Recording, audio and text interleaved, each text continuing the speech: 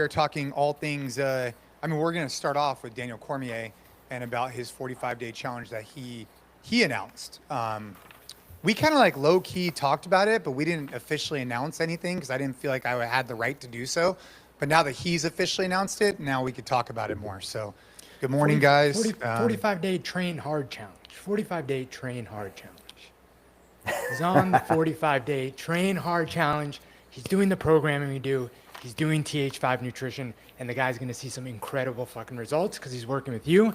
But yes, 45-day train hard challenge. I think this is a big deal because it's going to be an awesome, I know it is, an awesome transformation story of someone that used to be like best in the world, like world-class heavyweight champion that for, I think, a lot of reasons that many of our listeners can relate to, just, kind of like let go of the focus on his fitness specifically.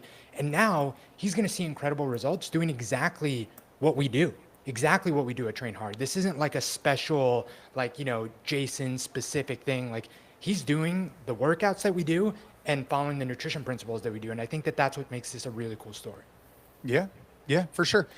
Just to give some context here, for those of you who are unfamiliar with who Daniel Cormier is, if you go back and you look him up, if you Google him, his pedigree, his background is incredible. Multi-time Olympian for wrestling, right? Multi-weight class champion at UFC, Strikeforce champion also, and he's in a very elite group when it comes to mixed martial arts and when it comes to wrestling. And what he does for his local community in Gilroy, California is unlike anything I've ever seen before. This guy doesn't have to do anything.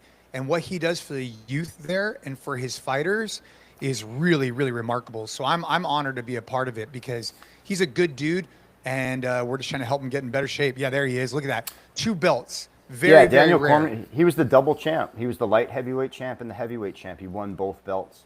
That's happened a couple of times in the UFC. McGregor has done it. Ilia Topuria just did it. A few other, I think a couple BJ other Penn, people. I saw a picture of him in one of the pictures that had 2 too. BJ Penn might have done it. It's rare, though, to be a 2-division champion. DC's probably on the Mount Rushmore of MMA fighters, man. He's not only a complete pioneer of the game, but inarguably one of the best mixed martial arts guys ever. How difficult, why is that so unique? You guys know better than me. What makes it so difficult to be able to be the champion at not just one weight class, but 2? Like how different are the weight classes and how much changes when you have to excel at both something like the heavyweight and the light heavyweight? And what are the weight classes for both of those? Yeah, I got to look it up. We can look up the exact weight classes for light heavyweight and heavyweight, but you have contenders in each one of those divisions that are fighting for the top. So the top spot, the top 5 guys are all generally within striking distance of a title, and all those guys are elite killers. And now the pool of people that you have to beat to earn the belt is just bigger, right? You have to defeat the 5 best light heavyweight and the 5 best heavyweight guys generally. And DC did it both, man. And that's a good way to put it, MBV, right? Yeah, the pool of fighters is just the top talent is double. Well, yeah, because normally, looking at it in like wrestling or whatever, like as these people are coming up, they're saying, okay, what weight class am I going to fight in? And that is like my class, And then in your class, you want to be the best. Dude, it's one thing to be in your class. It's another thing to say, hey, forget it. All these guys over here that have been training in this weight class for years to try and be dominant, now I'm going to go try myself at that weight class. Yeah, and it's a different game when you put on weight or take off weight. Yep. And generally in the UFC, guys are trying usually to fight at like the lightest possible weight in which their strength still, holds and which their body can sustain and they can kind of bulk back up before the fight. So some of the weight cuts can be really drastic. But the games are a little bit different too, between the different weight classes. You have a light heavyweight division, then you have a heavyweight division. The light heavyweights generally, like with a few exceptions, move really quickly. Like they move like smaller men sometimes. They're very, very, very fast and super powerful. And in the heavyweight division, most of those guys can end your night in one kick or one punch. Those fights are incredible to watch because the power in both of those divisions is ungodly. Ungodly. Like, you think about guys like Daniel Cormier, who had some great power, obviously John Jones, Francis Ngannou, the Beast. These guys, the margin for error, and this is what's really interesting about the light heavyweight and the heavyweight divisions.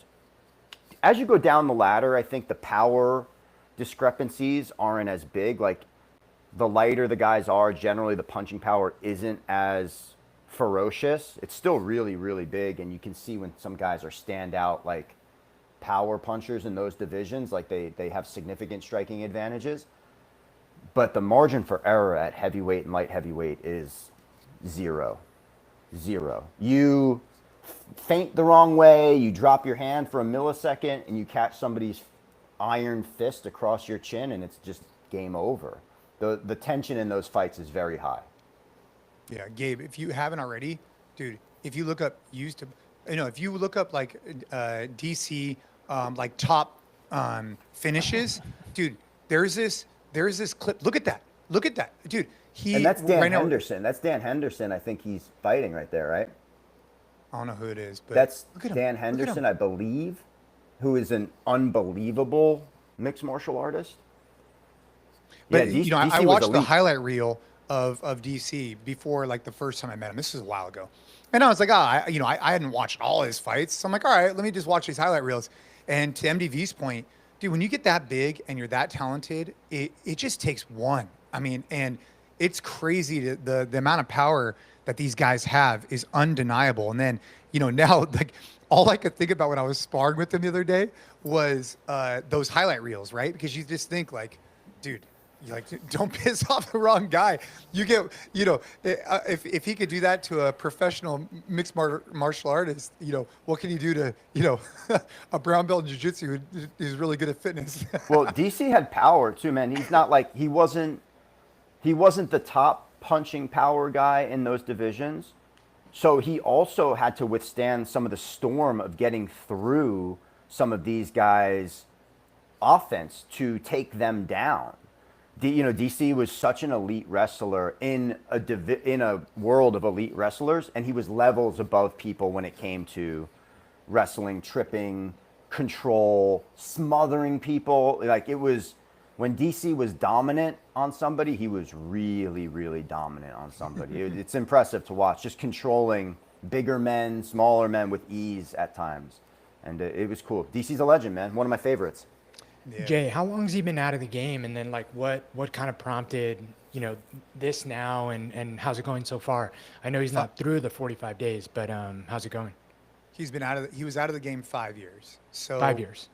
Yeah. And when we say out of the game, this is his words, not mine, is that, he hadn't exercised regularly for 5 years. So, take that for what it means. I mean, he'll still go in the ring. He'll still spar. We talked about this a little bit on the last show. He'll still have those capabilities, and he'll still do it. But for the last, at this point, I don't even know what it's been, maybe 9 days, every day he's been doing one of our workouts. So, but the hardest thing is, and I think what's relatable is that the guy has a really, really difficult schedule. Like, he landed, so I was messaging, so I text him probably 5 times a day, and maybe more. And he landed this morning. This morning I texted him at 6:30. I just said, hey, let me know, what gear you have, and we'll make sure that we accommodate for the workout. And he's like, all right, I just landed. I'm like, oh, like, I was expecting him to be flying at 6:30. He already had landed. I think he's in New Orleans right now. So, like, I don't know if he was on a red eye or what it was, but nonetheless, the point I'm trying to make is, like, dude, he's at every one of these fights announcing. So his travel schedule is gnarly. And so having to accommodate for that with food and with training is a really easy reason why I think you could fall off the path, right? Because you don't have that consistency. And so you need to be more intentional when you go into these different environments. And I think a lot of people can relate to that, especially people that travel for work. Just for clarity's sake, DC was 22-3-1. So in two of the most elite divisions and the most elite fighting that's crazy organization in the world, he was 22-3-1. He lost to Stipe Miocic twice. He lost to John Jones one time, and then a no contest to John Jones another time. That's just looking at those the fight records there. Yeah, It's crazy. insane. Yeah, dude. it's remarkable. Like legacy to leave, and now what he's doing with all the wrestlers in Gilroy, he's really teaching these boys, man. These boys, all they know, all the fighters, all they know is just like hard work. That's it. I mean, he had when I was there the other day, they had 20 professional fighters there, and all of these guys are trying to do. It's a grind, man, and they're the kindest humans. Like this guy comes up to me, he's from France and speaks very little English. He's like, "You want beef?" I'm like, "What?" He's like, "I made beef stew. Do you want beef stew?" I'm like, I'm good right now, but I really appreciate it." He made like a giant crock pot of beef stew that all the guys are going to eat off, just because these guys come from all over the world and they're just training and they're trying to become professional fighters. And it's a very difficult line of work. And you got to commend these guys for the commitment they have. Yeah. Look these are the wrestlers, right? They have up on the screen that Liz put up on the screen right now. And he has a guy who just did the Ultimate Fighter too. Yeah, but career mixed martial arts. I mean, now you're seeing mixed martial arts has evolved so much over the past 10 years, maybe a little bit more, obviously. Different techniques, a full-time dedication to the craft. When it first started out, everybody was pretty much specialists in their different arenas. Karate specialists, point, specialists, wrestling specialists, jiu-jitsu specialists. And now so you have some guys that have obviously like major aspects to their game that are dominant over the others, but really most of these guys are really well versed across the board now. And the talent level that you see coming up, like the fights of even like younger kids on lower cards, they're so talented now and so good at most of the disciplines. It's like CrossFit though. This guy the other day, I almost felt like I offended him, and I didn't mean to. He was a professional fighter, and I'm like, "Hey, so like what's your preference? Like what's your go-to? Like what's your jam?" He's like, "MMA." I was like, "Yeah, I know, but like, do you like to stand up?" He's like, "Nah, I like MMA." And I was like, Yeah. "All right." Like I kind of stopped. I was like, was there a language barrier? No, he was thinking to himself like, "Oh, am I better at stand up, better at ground?" He's like, "Nah, basically I'm good at everything." And I'm like, "Okay, cool." But I think that's kind of what happened with CrossFit, right? Like back in the early days of CrossFit, you'd be like, "Oh, what's your jam?" Be like, I'm kind of like a weightlifting guy. I get through the other stuff, or I'm a cardio guy. I get through this other stuff. Maybe in early days of MMA, you had guys who really had deficiencies in some areas, but obviously dominant in others. You saw that in like early UFCs with like the Gracies, which was badass. But nonetheless, now here we are all these years later, and to be competitive, you just have to be really well-rounded. Well, it's a good comparison to CrossFit, the early days. You have people like Chris Spieler, who, Chris was a pretty well-rounded athlete, but let's be honest, he was best at the body weight, volume, butterfly pull-ups, double unders type of thing. That event showed up, Chris Spieler was winning it. Josh Everett, Olympic lifting specialist. Then guys like you started to kind of bridge the gap and you were kind of like a strong workhorse kind of guy. And then I think the first guy to come on in and, really put it all together was Rich. Rich was really like the first true, well-rounded CrossFit Games athlete where he didn't really have many weaknesses. He had a weakness on the rope, and then the next year he didn't have a weakness on the rope. And he had climbing rope. Yeah. No, but I mean, even there, the first 2-3 years that he won, the guy couldn't swim, and he started the weekend. He started the weekend in really bad shape. Then with like moving day on Saturday, and then by the end he was pretty comfortable. But to your point, now everyone can swim. Yeah, there's no one in this CrossFit Games field that isn't like much above average swimmer, even at the baseline. But in the beginning, there were a handful of guys that just like you could tell were very uncomfortable in the water and not good swimmers. And that's just another testament to no one has a weakness now. Well, the first introductions of swimming, I think, were really, really tough for the CrossFit They threw him in the deep end. Yeah, and like those guys, they weren't training year round for that kind of stuff. And, we don't have to get into all the details. Correct me if I'm wrong, and maybe Liz can look this up. I'm 99% sure the first year a swim was introduced was in 2010 or 11 at the Santa Monica Pier. I'm almost positive. Straight into open water. Am I right, MDV? It was an open ocean water swim. No, I know. Right. For sure, the first swim was open water, and I'm 99% it was Santa Monica Pier. And it was you guys have did they allow fins at the time or no? Yes, the They first did, year, right? They did allow fins the first 2011. Each Yes. workout. Yeah, and I think that we allowed fins. You're right. I They do did allow think that fins. I do think that they allowed fins in the first swim. Yeah, I think you're right, MDV. But what happened with that swim, and I think that this is a great example of just like how, exposure, relating this back to UFC a little bit is like, dude, if you don't have exposure to these things, you can get caught. I mean, if you've never worked on the ground and you're really good at stand up, I mean, dude, if someone takes you down, you're in a lot of trouble. What happened with several people is that when they introduced the swim, it was open water. And so they didn't know even how to navigate the surf just to get into the water. And I mean, that in itself, if you haven't been exposed to it and you live by lakes your whole life, that's frightening. I mean, and the surf wasn't huge. You can practice training swimming as much as you can in a pool, and you put you in open water, and it's night and day. Yeah. It's very different. And then if you introduce current and waves and all this other stuff, man. Hey, It's looking crazy. at it now, 210 meter swim. It's like, I bet you when Dave created it, he's like, oh, dude, 210 meters. It's like, bro, come on. What do we, like, you're going out to a buoy and back. My 7-year-old does that, right? But when you add in the surf, and I think that day the surf was probably like a foot or two, like 2 foot surf. Like not big. huge. Yeah. But enough if you're like, yeah. Wow. Dude, 4th of July weekend just passed, and obviously I live right by the ocean here, which is incredible here in Oceanside, California. But it was enormous surf. And then I saw a clip of 12 people in Newport. I think it was Newport Beach. 12 people in Newport Beach that got pulled out. It looked like 400 yards offshore in the biggest rip current I have ever seen in my life. And it was incredible how powerful the ocean was this past weekend and just like taking guys out. But yeah, if you're talking about MMA and getting pulled into the deep end, getting dragged into deep water, DC was one of the best at that. And then you had Khabib Nurmagomedov, who trained very heavily with DC over the years, and Khabib was the best at dragging people into deep water and then just making them submit.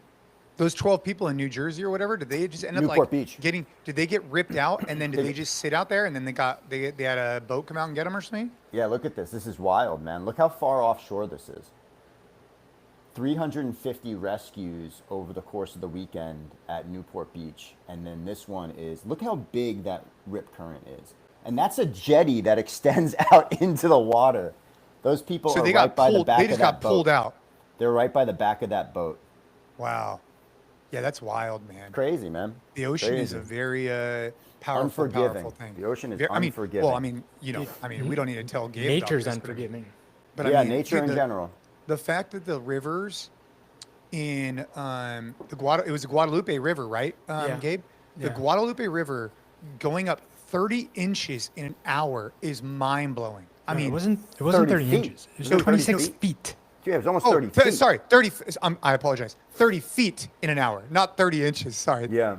30 Fun- feet.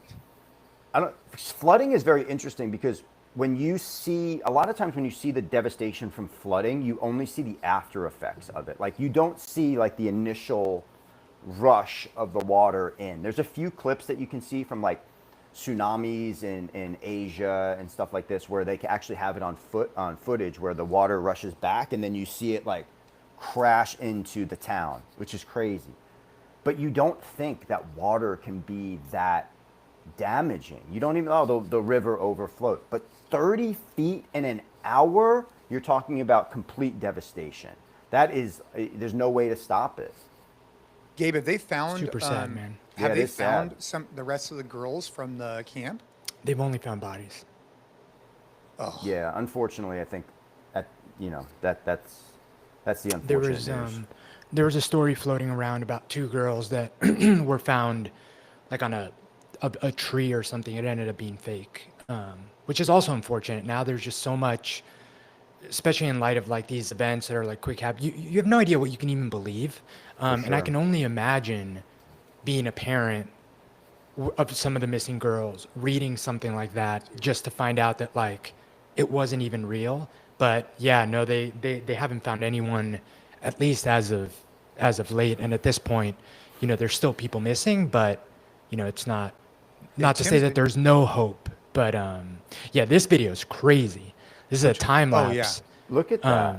Just how quickly that happens. And that's not even the worst of it. The reason it was also tragic is the worst of it in Kerrville, or where Camp Mystic was, happened overnight. So it happened at like Yeah, 3 a.m., like at 4 3 a.m. right? Yeah. Look they at how said that fast the water that was was a big moving. reason of why, it was so tragic, because everyone was just caught sleeping. A lot of the flood warnings that kept escalating were going out, but they were going out at like, 1 a.m., 2 a.m. They had this advance notice. There's been this like narrative going around of like, it's so unfortunate when these things get politicized, but like, defunding the weather service and blah, blah, blah. And the fact that people can even like, their knee jerk reaction is to turn this into like blaming one side or the other is just so vile. And it's honestly infuriating being here in Texas to even hear people mention that. But the warnings were there. It's just, it was all happening in the middle of the night. Like no one was paying attention to this stuff. And the forecast called for 7 inches of rain, and they got, I think, over 16 in the span of an hour. And because that area in Texas has been like years and years of drought, the ground just like can't even absorb water. And the river is not like a very deep river. It's like a pretty shallow river. And so all of that water just immediately pooled Went into over a the river banks. that just couldn't hold it. And that's why, 30 feet, the river raising 30 feet is insane. And this happened in like the blink of an eye. Well, I didn't realize It there had- were 700 plus campers there at the time. I didn't realize that. Yeah, it was a big, So it's a big, luckily big that camp. so many of them got out. I mean, that's huge. I mean, it's Yeah. it's It absolutely hadn't flooded in terrible what happened. 100 years, right? It was like the last time that river flooded this significantly. It's flooded pretty bad. I was talking to a couple of neighbors here who remember some pretty bad flooding, and it always tends to happen in the same area. But this was interesting. I read this, and I don't know how much absolute validity there is to this, and even how realistic this is, just with like how big. But what they were talking about is, back in the day when flooding like this used to happen, people would start like a phone chain. Because the river flooding moves fast, but like you saw it in the river, it's not moving at like lightning speed. And people up the river would like see that, hey, the river's like really flooding, and they knew to call like the next property over and the next property over to kind of, give them advance warning, and people would deal with it that way. And it was this whole commentary on how like, technology has advanced so much, but sometimes the advancement in technology just like removes us from these like old school systems that used to work a lot better, because now, we get these really advanced flooding warnings on our phone, but a lot of the people in the camp didn't have service. The phones were off, whereas back in the day, you just had a landline. The landline would wake you up. And everyone in the Yeah. community knew that like if you lived by the river and you saw the river coming up, you knew that you were calling someone and giving everyone advance warning, and that tended to work pretty well. Now, obviously, that's when there were a lot less people and everything was a lot, more spread out, so on and so forth. But it was good commentary on just how, we have these advancements, but sometimes it disconnects us in some ways. One thing that's been, a bright spot in all this, because all this like hits really close to home, because I sent you guys the video of like the creek right behind. Like we were in the thick of it, but we live in pretty high ground, and we're not. So there's a big lake. It's called Canyon Lake, and because of all the drought, it's only 40% capacity. So the river north of this lake is where all the tragedy happened, because the river overflowed. But then it dumped into Canyon Lake, and because Canyon Lake is so empty, it absorbed most of it. We got the flooding that I sent you guys in that video, even though we live south of Canyon Lake. So that was the amount of water that still came out of this huge, enormous lake that's 40% full, that absorbed most of it. And then we still got what we got. So we're very fortunate that we live south of Canyon Lake. Everywhere north of Canyon Lake is where there was all the devastation. But Like how far is it from your house? Like where the camp was, how far is that from your house? Like 45 hour and a minutes? half, Okay. 2 hours. Yeah, hour and a half, 2 hours. Canyon Lake is like an hour away. Okay. Yeah. But what I was just going to say is like the bright spot, and, I'm very unapologetically like love where I live. I love Texas. I think there's something to, like the sense of community here and the pride, and like, Texans helping Texas. You've seen like Tim Kennedy share stuff, and I'm sure that this is common where a lot of these things happen, but just watching the community kind of like really, really rally around, and just like people showing up with tractors and skid steers and helicopters to go help. You know, everyone loves HEB here. It's like a running joke. HEB is like the grocery chain that is like exclusive to Texas. Like they sent out trucks right away with food and stuff. It's just been, that stuff's been cool to witness like firsthand, and just be able to be a part of that. But super sad, man. Super, super sad. You know, one of the biggest tragedies of this, and you know, obviously the loss of life and the loss of the community and all this kind of stuff is horrific. But then one of the things that is so terrible, and Gabe, you kind of mentioned it, is like people start commenting based on political points of view. There was a woman who was a pediatrician. Bro, Dude, she got fired. What are people? Vile. What are Vile. people? What are people thinking, man? Ugh. What are people thinking that you can say something like they got what they deserve based on who they voted for? Are you joking me? What? Like I think that this is so. I don't think she'll ever work again. Such How a can demented. What a demented point of view. Unless it was like, point of view. and it doesn't sound like this was like fabricated. Like what she No. wrote. I mean, I don't know if Yeah. Liz can pull it up. I mean, it's very blatant. Like, hey, if you guys voted this in, like, you know, it's terrible. Yeah. And the other interesting thing about this, and you mentioned this also, Gabe, with the stories, the spin up stories that come out of this, of like the oh, this person might be alive, or these two people survived the flood. Remember, you and I both lived in New York at 9/11, and there were stories about that like proliferated for weeks and weeks and weeks and months, about people, you know, riding the rubble down and surviving, or like they found this person in a hospital 20 miles away, like, and you never know what's true. You don't know. You want to believe that this kind of thing. Yeah, this is what that person posted. The person's name was Christina, and she's a pediatrician. She worked for this one company that ended up firing her, but she writes, "May all visitors, children, and non-mega voters and pets be safe and dry." It's so crazy. Kerr County MAGA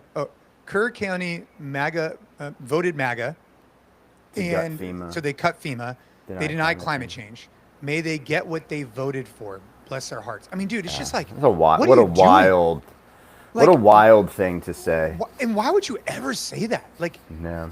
dude, People are angry. I think people are angry. They have very little emotional control, and they fire off something on the internet that they think is smart and funny, and it's going to twist the knife, and it turns out to be a horrific thing to say, and will potentially follow you around for years and years and years of your she life. won't be able to get a job because, dude, she's a pediatrician. Like, I mean, it'd be different if she was like I don't know, anything other than that, right? You're supposed I to don't be even there. know if it's different than anything other than that. You're It trying makes to- it a I little mean, bit worse for sure. Yeah, that you're trying to somebody save who children. You're trying to cares like for take care of children. them, and you're sitting here saying, "Get what you deserve." It's like, what? Yeah. like, dude. Bro. Yeah. But yeah, man, that's been super heartbreaking to watch. You know, Texas does get a lot of that. You know, when that weather comes in like that, you do see the community rally. I remember it was Matt Boudreau, right, Gabe? Those guys were on the ground having a lot going on. They had some really terrible. Was it flooding they had? Do you remember that? They had something very terrible happen out where he lives too. But Tim's been on helicopters all the time. I see it. Yeah, man. I mean, it's- depending on the part of country that you live in the United States, there's pretty much some sort of natural occurrence that can really devastate your area, right? You have the hurricanes on the southern east coast through Florida and Mexico and stuff like that, the Gulf Coast. You know, the upper northeast, you have, you know, really bad snowstorms. You have hurricanes that reach up there. You have Tornado Alley through the middle of the United States. You have tremendous amounts of hurricane flooding or storm weather through Texas and stuff like this. Earthquakes on the West Coast. And these kinds of things happen. I'm not trying to attach it to any sort of like political point of view or any sort of point of view on any socioeconomic policy. It's like, it's part of our life. Like, we have to be responsive to these things in a way that helps the community regrow after it. And any sort of this like divisiveness that comes out, like, I just have so little tolerance for somebody at that point to say something like that, where it's like the only reason to say that is to make somebody feel bad or to like capitalize on a tragedy. It's just so it's terrible. I was in Minnesota, bro, and we were just sitting there, and this was like, I don't know, a couple of days ago, and bro, it just started just dumping, and then it dumps for like, I don't know, an hour, and then it just stopped, and it's very different than out in California, but it was dumping. But you could tell the locals, they're used to it, man. They know what's going on. Yeah, it's pretty common. By the way, this men's club we did there, they had Minnesota? an ice. Yeah, but they had an ice wall. I've never seen this before. So there's a rock face of mountains, and I guess what they do is they turn on like a small spigot, like a small like hose, and they let like water drip off during the winter, and it creates this like giant ice wall. And I guess it became one of like the most, sought after ice climbing walls. I would love to watch that during the winter time. I don't want to do it, but I'd love to watch it. That's the next thing on my list. So Ice climbing. You can talk to With your. like a pickaxe and the shoes dude, and everything. That's badass. Yeah, that's badass. Dude, Who's got climbing time? gyms are cool, You got to man. talk to your boy, your boy LaFranco. Oh yeah, Justin. Oh yeah, Yeah. dude. Look at that. Look at that. Winona, Minnesota. Dude, that is gnarly. That's It looks wild. kind of scary. Dude, totally. Looks Yeah, terrifying. I need to talk to Justin. Because that's what he does, right? Yeah, he does all kinds of crazy stuff like that. But Dude, kind of, climbers have an unreal, usually, strength to body weight ratio. It's of course. insane. Yeah. Remember the dude who won the Rogue Cliffhanger Challenge? We talked about this. An already. hour. we couldn't hang for 3 minutes. This dude hung there for an hour with his fingers like Jason this, couldn't bro. hang for 90 seconds. whoa. I think. And then you got you're these right. guys that are climbing like the north, insane. whatever the what's that movie with the famous climber, Free the guy Solo? who's Free Solo. Did you Bro, watch that? Dude, I was yes. sweating. My nails gripping my table watching. And it. isn't it so insane because you know the ending? This guy's been on podcasts. Yeah, the guy's makes still the alive. climb, obviously makes the climb, but yeah, man. Which man. On that note, this is completely random, but it reminded me of that. No, thank you. I mean, look at that. I mean, at Yeah. least that one, if you fall off, you're in the water, dude. The movie Free Solo, like if you fall, he's done. He's done. He's dead. I mean, he falls into the water at that height. He's probably not making it. Dude, and the way they caught some of those clips too, like I vividly remember there was that one moment where he had to literally like take a little hop. There's Yeah. like that little hop that he had to take. Dude, what? That is insane. The people Insane. filming it were seemingly almost more nervous Yeah. than he was Yeah. because they were like, we're intruding on his space, and how do you get the shot, and like we have to be up there and rigged, and Would you feel guilty if like something happens and like potentially course, it's man. because you were, he's never doing this with cameras behind him and there's all this pressure? Like, how would you live with that? Like, should you even be like capturing this? If like, dude, it was I'm literally getting chills thinking about it. But yeah, Yeah. great movie, great documentary. The way That's it was an inc- filmed was just so well done. yeah, incredible. The human potential on stuff like this is incredible. Just when you think like Dude, look at this. Look at this. Look at nobody that. can Dude, do that's something, look at that. somebody does it. Yeah, but but bro, this is an example of If you're not like, watching on video, this is is- a clip from. You look at the videography. he turns around. He can't even watch. But this is an example of like earning confidence at like the 5,000th degree, right? Like, I mean, dude, this guy's probably done tens of thousands of hours of climbing, and just, dude, he knows he's gonna be fine. But there's I mean, also, I mean, in the interview elements too of that, like there's also something not wrong with him, but there's something different. He to seems him. like he's a little bit maybe There's on that 100% spectrum something somewhere, different. right? Like there has to be He's just floating. some sort of naturally ingrained like defense mechanism that we all have to a certain level that like doesn't is have. either He doesn't lower have, with yeah. him or like Yeah, isn't yeah. there. Well, did you Yeah. see how he talks to the woman who he's with? Like Yeah. his Just so emotion matter is of like fact- dude. is dull. Like the way that he even the love emotion that he would have during that. And I don't follow this guy around. I haven't seen his recent social media, whatever. I'm just going off of what I saw in Free Sure, Solo. sure. But I when know he's talking exactly to what this you mean. woman, he's very matter of fact about everything. He's just even. No highs, no lows. He's just even. But that's I what think- you need. But that's what you need to climb something like that without ropes. Yeah, Because I that- think the most frustrated he was like when he showed up that one morning and he couldn't do. Didn't he show up one morning, he couldn't do the climb, and he was like Yeah. frustrated. That was the most yeah. emotion that I saw. showed the whole time. Yeah. Check this out. Studies on Alex Honnold, a renowned free soloist, have shown that his amygdala, the brain region associated with fear, doesn't react to typical course it fear-inducing stimuli like You know what's- those used in brain scans. You know what's funny about the amygdala is that broken. in that book, Let Them, they talk about the amygdala, and which I found to be interesting. You have the frontal cortex or whatever, and then you have the amygdala, which is like a fear response and like Say stress. amygdala one more time. Amygdala. Try to say no time for bullshit now. Oh god. You can't say it. NT4BS. Oh, you got it. Oh, dude. Jason. Anyways, but yeah, so that was in the book. But hey, bringing it back to DC just for a second. I think that one of the things I think is really important and as a really good takeaway is that once you make a commitment, you got to be all in. And especially if you want to do this for 45 days. So if you're out there and you kind of fell off the path a little bit and you want to get back on, I think the mentality, I was waiting for him to announce publicly. And now that he has, I think he has more skin in the game. But at the end of the day, it's up to him, right? And I had sent him a message this morning. I just wanted to bring this up. Is that I said something along the lines of like, good morning, travel day, able to train, ? His response, just arrived. Yes, I could train, have to train. That was and then we went on to, go on to the workout. But for his response to be, have to train, it's like, that's what it is. Like you have to get the job done, right? Because you made a commitment to get this job done. And you know that for you to hit your goals, you have to achieve that every single day. It's just it. So I wanted to kind of like make sure we brought it back to the challenge a little bit.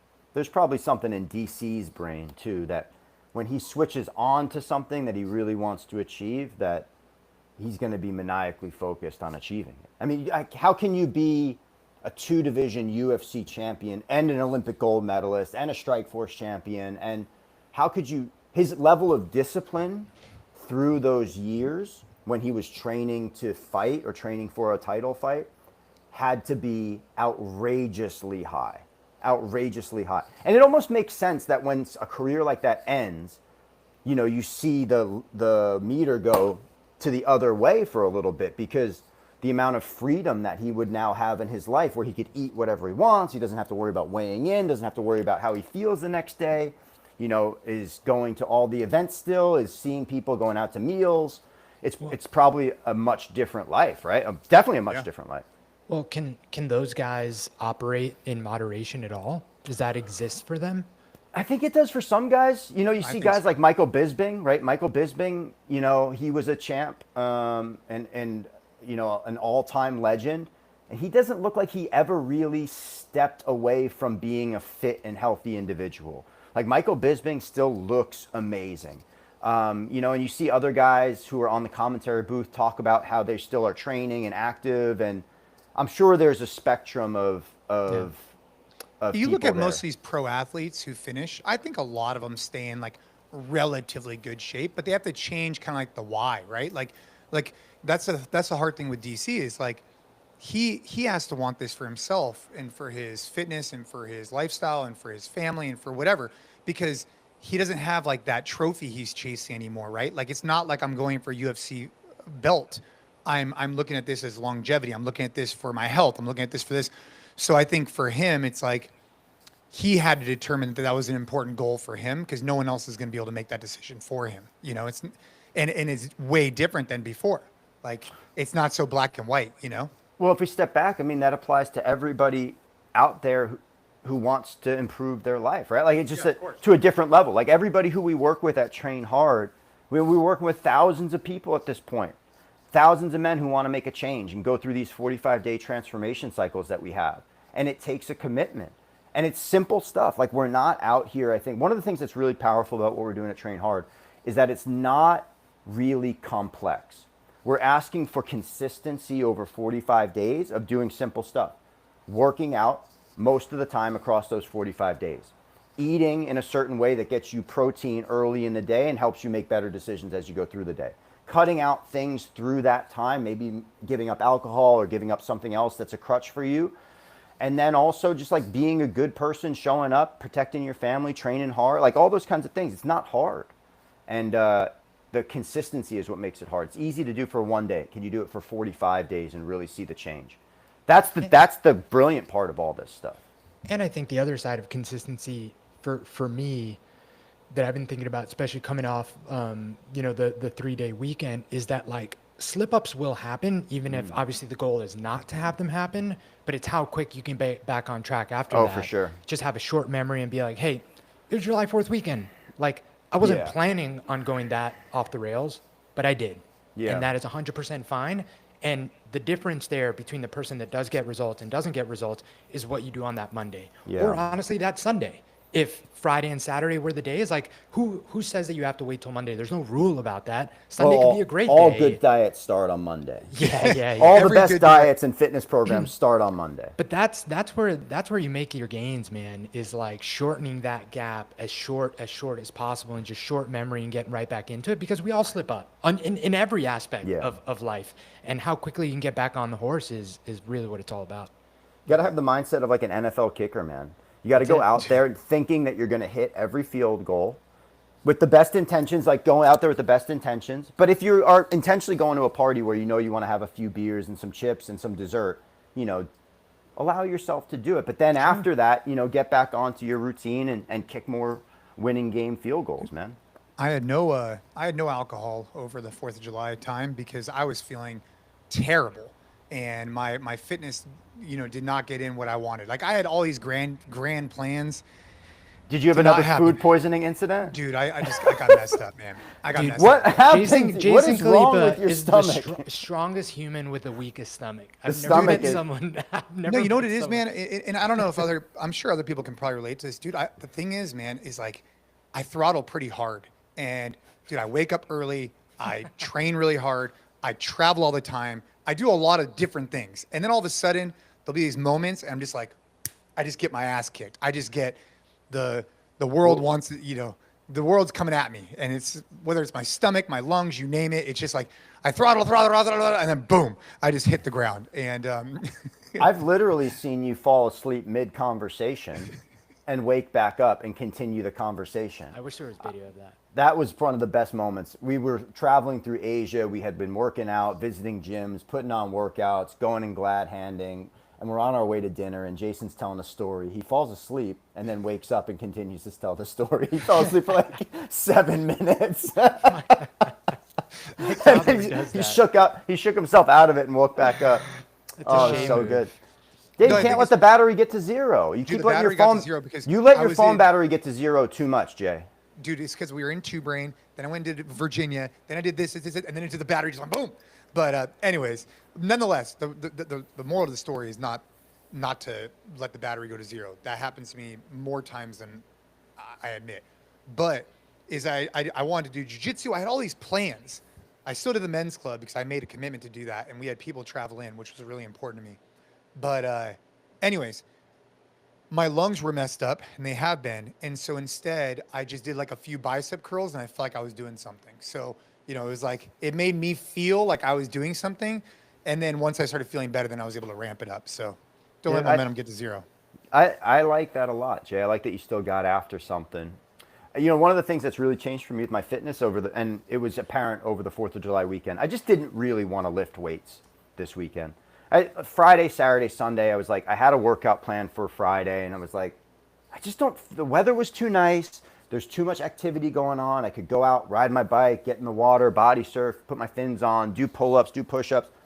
I think just living an active lifestyle where you get off your ass more days than you don't, and you go out there and you walk, and you go out there and you do some reps, and you go out there and play with your kids or whatever, if that's what you do. There's so much value to that. There's so much value to that being a fitness aspect to your life. And I think we referenced this before, but I'm going to bring it up again because it's really interesting. It has to do with brain activity at some level. There was a study done with two groups of maids, two groups of hotel maids. One group of maids was cleaning rooms, and the other group of maids was cleaning rooms. Same type of room, same type of work, whatever. They told one group of maids that what they do is fitness. What they do is working out. Oh yeah, I remember you saying that. Yeah, and that group gained more muscle, lost more weight, and all they were doing was the normal course of activities of their day. So it's really interesting. I think if you can switch the paradigm in your head too, to say like, hey, I live an active life. I'm a fit person. I like to build muscle. I go for walks. all of those types of things, I think, turn into being more powerful for you, whether or not it's placebo or whether or not your body's responding to some sort of brain activity to literally tell your system to do something. It's really interesting. Yeah, I remember that. Super powerful. It reminds me, I got a DM of a question that they wanted us to answer on the podcast, and it's perfectly in line. So I'll go ahead and ask this to you guys. What does it mean to live an active lifestyle? Is it the 9 to 5 desk worker who hits the gym 3 to 4 days a week, but lives a sedentary lifestyle outside of that, getting less than 5 steps a day? Or is it the blue collar guy or nurse who's on their feet 12 plus hours a day, but doesn't hit the gym regularly at all, but gets 8K or more steps a day? So I think you kind of answered the question already, but it reminded me of that. So I was looking it up. It's kind of both. Yeah, I think both Right? of those journeys can be fruitful for people. A lot of people grind on a 9 to 5 that they don't have a lot of opportunities to get activity in. Or maybe there's not a lot of activity on the surface, not a lot of activity they can do. But maybe you can have a standing desk. Maybe you can take walks between meetings. Maybe you can take a phone call during the day while you're walking. I would ask anybody who says that, hey, listen, I sit at my desk from 9 to 5. If they're not happy with where you're at in your fitness journey and you think that you need more, and you're already going to the gym 3 or 4 times a week or whatever, maybe just adding in like a couple of 15-minute breaks to walk during your day is something that will get you a little bit closer to your goal. That's an active life to me for sure. Yeah, man, getting the sunlight too. I had a conversation with a guy who's really into this. He made a bold claim, and I'll share with you here. He made a claim that he thinks that if you wake up and walk outside with your shoes off in the sun, be in the sun and get exposure for like, let's just say 20, 30 minutes to start your day. And then, wear some blue blockers and try and avoid the night at night, right? So if you think about like this sunrise, sunset, it's more valuable to your human like fitness, overall health than exercising once a day. And, basically what he was trying to make this claim on is if you look at like the last, millions of years, right? And if you look at like ancestral components, hot, cold, sunrise, sunset, all these different things, we've gotten so far away from what those are in the last 100 years that resetting that, he thinks, is going to calibrate our brains and put us in a way better mood too. So obviously there's a lot of truth to that. But pulling on that thread, one of the biggest changes that's also happened is that we're more sedentary, and that's the problem that exercise solves. Sure. And, yeah. And I think that there's, first of all, like whenever I hear that, I'm like, who's waking up when the sun's already up? Like, what are you guys doing sleeping in until the sun's up to come straight outside, first of all? Second of all, well, I mean, some people sleep in. The Some sun's people up sleep early. in Dude, until when does 7 or 8. When does the sun hit where in no, Texas? I'm being I know you're facetious. being facetious. I'm being facetious. The sun's up pretty early, but I'm headed to the gym at 4:45. It's pitch black dark. So, no, I'm not getting any sunlight as soon as I wake up. Yeah. Getting some fucking work in, all right? I'm thinking about getting Biohacker some guy. I'm thinking about getting a little piece of like fake turf just to put on the driveway so I could start doing more barefoot Dude, that workouts. defeats Why the wouldn't purpose you of just grounding. go find some grass? Well, You no. have grass around you. Get some fake No, turf. no. I'm trying to get some sunlight. You're and I gonna don't get wanna those be locked in. You're gonna get those microplastics, Bro, instead I'm of not that real Oh earth, bro. my gosh. Hold on. This might be the worst take of all takes. I don't know. I'm going to get a piece of artificial turf and put it in my driveway. When you live in one of the most beautiful neighborhoods in Northern California, you have access to trails. You have access to dirt and grass in your backyard and your front yard. Go stand in your grass, bro. I'm Dude, talking go about tell for that my to your actual like biohacker kettlebell friend. workouts and stuff. Go touch the For your ground. kettlebell workout? Oh, like when you I'm want to talking be about outside taking my the garage? workouts from in the garage to outside, and the concrete's whatever. It's fine. It just Turf gets hot too, though. Green turf definitely will get hot. Not as hot as the. Because I've been working out mainly barefoot. I switched out the pedals on the C2 bike, which has been really nice. But now I'm just trying to take it outside most of the time. What'd you switch them out for? Just flats, like flat Yeah. pedals? I found some on Amazon for $15, and they're just flat. They don't have any spikes on them. No, nice, man. So that's been. I mean, they're a little bit like. I probably prefer. If I was wearing shoes, I definitely preferred like the regular pedals that come with the C2. But when I don't wear shoes, they're perfect. I have both. Yeah. Dude, I have a C2 bike. I love the C2 bike. It's a fantastic training tool. It's the best. But I've also just been obsessed with riding my 9-speed bike now, dude. It's so fun. Get out there. Like, if one of the things that I think is tough for me is sometimes I look at like a C2 bike or an assault bike and I'm like, Yeah. oh man, I don't want to sit on this thing for 30 to 60 minutes. But then I get on a bike and you go places and you're riding on trails and you're looking around. And by the time you look at your watch, you're like 45 to an hour in, and maybe you didn't get as intense of a workout as if you're on the C2 bike. But if it's more of a flow day anyway, and you don't have like a super specific goal that like, oh, I have to get on and do, 30 seconds on, 2 minutes off or whatever. Dude, just hop on your bike and get out there and go and like go explore, go ride your bike around. It's so much more fun. I haven't been on my C2 bike in weeks because I've just been riding my bike around. I'm a sucker for the C2. I love the C2. I spend a lot of C2 's time awesome. on it. I want to, before we close out, I just have one. I put a post on social. I think it's relevant. And so yesterday, Caden is like, "Hey, I want to work on jumping rope," and I just want to give a recommendation, to all the dads out there. Like, this kind of goes back to some of the stuff that you learn as a gym owner, where you're working with athletes and you set a timeline for certain things, and it just gives this kind of like notion. And so yesterday we were working jumping rope. And I just set a clock, and I think it was just a really easy way to reduce the frustration, because like jumping rope in particular can be such a high skill movement to connect the brain with the body. And then you could end up wanting to be there for like 45 minutes and you end up just like super sore calves, super burnt out. Instead, it's like, hey, we set a clock for 20 minutes. We worked on this particular skill. We'll come back tomorrow. We'll do it again. And 20 minutes is enough time, I think, to connect the brain with the body and to get better, but not so long that you get super frustrated. So for anybody out there, especially with young kids, who want to develop a skill, I'd recommend just setting a clock for whatever duration of time you feel like is appropriate and be like, all right, dude, hey, that was great. Let's move on. Because otherwise I've found that they'll just stay there and then they'll build resentment and it'll become a bigger problem. So now we could probably go back and do it again today and we'll start a clock for maybe 15 minutes. But this way it builds this idea like, hey, you need exposure to get better at something. But if you spend too long on it, then it just becomes like brutal, especially a double under is a great example. So want to throw that out there because I put it on social. Yeah, I think it's applicable to adults too in the gym environment. If you're a coach out there, man, I think especially with like skill driven stuff or stuff that you're trying to obviously learn that, multiple repetitions, the volume can get heavy for you, or mentally it can get draining for you. But yeah, just moving on when you hit that 20-minute mark, no matter where you're at or whatever it is, and saying, hey, okay, cool, got my reps in today. The other thing with double under practice, and I know this isn't a double under podcast, but like made and missed efforts toward the double under, man, are like you're working. Yeah, they suck, but also like they still count. Like as you're getting those reps in, anybody who got really good at doing double unders missed so many double unders in their career early on that you have to get through that phase. There's always that phase, no matter of what skill you're trying to learn, where you're not good.